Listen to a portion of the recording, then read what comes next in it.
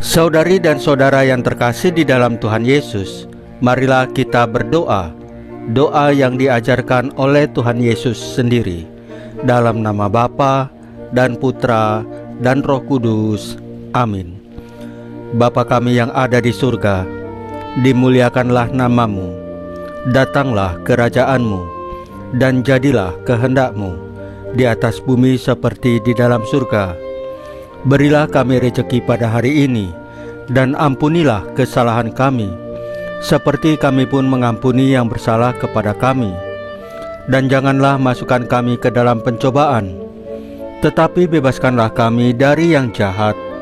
Ya Roh Kudus, hadirlah saat ini untuk memimpin dan membimbing kami dalam membaca firman Tuhan Yesus dan merenungkannya, sehingga kami dapat mengerti maknanya dan dapat kami laksanakan dalam hidup kami sehari-hari di tengah masyarakat kami. Pembacaan Injil Yohanes bab 21 ayat 1 sampai dengan ayat 14. Yesus hadir dalam keseharian kita. Kemudian Yesus menampakkan diri lagi kepada murid-muridnya di pantai Danau Tiberias, dan ia menampakkan diri sebagai berikut. Di pantai itu berkumpul Simon Petrus, Thomas yang disebut Didimus, Nathanael dari Kana yang di Galilea, anak-anak Zebedius, dan 2 orang muridnya yang lain. Kata Simon Petrus kepada mereka, "Aku pergi menangkap ikan." Kata mereka kepadanya, "Kami pergi juga dengan engkau." Mereka berangkat lalu naik ke perahu, tetapi malam itu mereka tidak menangkap apa-apa. Ketika hari mulai siang, Yesus berdiri di pantai. Akan tetapi murid-murid itu tidak tahu bahwa itu adalah Yesus. Kata Yesus kepada mereka, "Hai anak-anak, adakah kamu mempunyai lauk pauk?" Jawab mereka, "Tidak ada."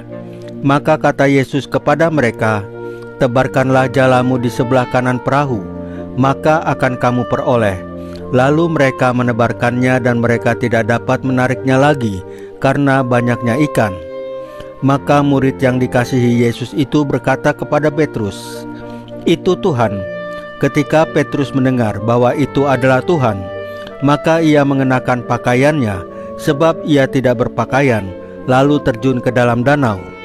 Murid-murid yang lain datang dengan perahu, karena mereka tidak jauh dari darat, hanya kira-kira 200 hasta saja, dan mereka menghela jala yang penuh ikan itu.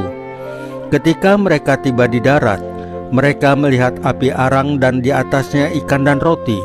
Kata Yesus kepada mereka, "Bawalah beberapa ikan yang baru kamu tangkap itu." Simon Petrus naik ke perahu lalu menghela jala itu ke darat, penuh ikan-ikan besar, 153 ekor banyaknya, dan sungguh pun sebanyak itu, jala itu tidak koyak. Kata Yesus kepada mereka, "Marilah dan sarapanlah." Tidak ada di antara murid-murid itu yang berani bertanya kepadanya, "Siapakah engkau?" Sebab mereka tahu bahwa ia adalah Tuhan. Yesus maju ke depan, mengambil roti dan memberikannya kepada mereka. Demikian juga ikan itu. Itulah ketiga kalinya Yesus menampakkan diri kepada murid-muridnya sesudah ia bangkit dari antara orang mati. Demikianlah sabda Tuhan. Terpujilah Kristus. Saudari dan saudara yang terkasih di dalam Tuhan Yesus, dalam bacaan hari ini kita diajak untuk merenungkan bagaimana Tuhan Yesus hadir dalam keseharian hidup kita. Kisah para murid yang kembali menangkap ikan di Danau Tiberias mengingatkan kita akan rutinitas sehari-hari yang kadang membuat kita lupa akan kehadirannya. Para murid telah kembali ke pekerjaan mereka sebagai nelayan setelah kebangkitan Yesus. Meski mereka telah melihat Tuhan yang bangkit, mereka masih harus menghadapi realitas kehidupan sehari-hari. Semalaman mereka tidak mendapatkan ikan satupun. Namun ketika fajar menyingsing, Yesus hadir di tepi pantai. Meski awalnya mereka tidak mengenalinya, petunjuknya menghasilkan tangkapan yang luar biasa. Seperti para murid yang tidak langsung mengenali Yesus, kadang kita pun tidak menyadari kehadirannya dalam hidup kita sehari-hari. Dia hadir dalam setiap aspek kehidupan kita, bahkan dalam hal-hal yang tampaknya biasa. Para murid yang taat pada petunjuk Yesus mendapatkan hasil tangkapan yang berlimpah, mengingatkan kita bahwa ketaatan pada firman Tuhan selalu membawa berkat, meski kadang tidak sesuai dengan logika kita. Yesus mengajak para murid untuk sarapan bersama, menggambarkan pentingnya membangun relasi pribadi dengan Tuhan melalui doa dan persekutuan. Dalam bacaan kisah para rasul, kita melihat bagaimana Petrus dengan berani bersaksi tentang Yesus di hadapan para pemimpin agama. Keberanian ini muncul karena ia telah mengalami perjumpaan pribadi dengan Kristus yang bangkit. Pengalaman ini mengubah hidupnya dari seorang nelayan biasa menjadi saksi Kristus yang berani. Mazmur hari ini mengingatkan kita untuk senantiasa bersyukur atas kebaikan Tuhan. Batu yang dibuang oleh tukang-tukang bangunan telah menjadi batu penjuru. Yesus adalah batu penjuru dalam hidup kita. Tanpa Dia, hidup kita tidak memiliki fondasi yang kokoh. Saudari dan saudara yang terkasih dalam Tuhan Yesus, mari kita belajar untuk lebih peka akan kehadiran Tuhan Yesus dalam keseharian kita. Tuhan Yesus tidak hanya hadir dalam momen-momen khusus di gereja, tetapi juga dalam rutinitas kita sehari-hari. Seperti para murid yang akhirnya mengenali Tuhan Yesus, mari kita pun membuka mata dan hati kita untuk mengenali kehadirannya. Mari kita bertanya dalam diri kita sendiri, sudahkah saya mengenali kehadiran Tuhan Yesus dalam keseharian saya?